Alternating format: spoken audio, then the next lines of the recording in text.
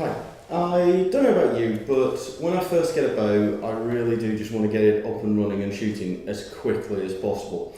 And there's a lot of fine tuning that can be done, but what we're just going to go through here are the important things to get the bow up and running and shooting really well. I'm going to start with the recurve. So, string it. These are bite limb gauges. Very useful. Used to have to draw on a piece of tape on the back of the limbs before we had these. And all you're going to do with the recurve is clip these on. You can set them anywhere that you like down the limb.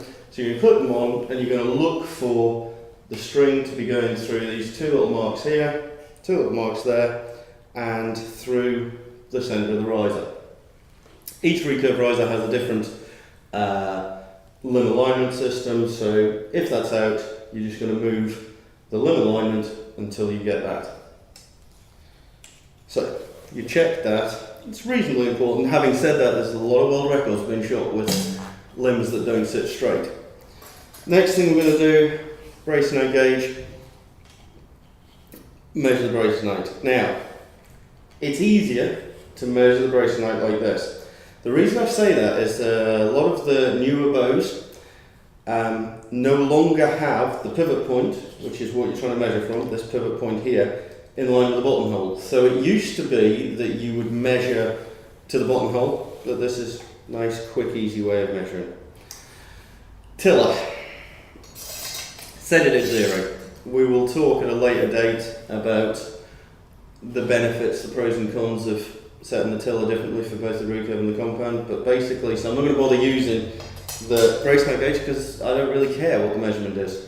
So all we're going to do is just, using my thumb, line it up there, come down the bottom, and I'm looking for it to just line up again. So, that's us pretty much there. Knocking point, well, I want to take this bow and I want to get shooting it quickly. So, recurve, stick a knocking point on, we're looking for somewhere around about, I apologise, I'm going to work in inches, looking for somewhere around about 1/8, a quarter above square, and it's going to shoot fine. Centre shot, again, reasonably straightforward, put the arrow on, look down the back of the bow, line the string up down the centre of the riser, and on a right-handed archer, you're looking for the arrow to be just on the left-hand side of the string.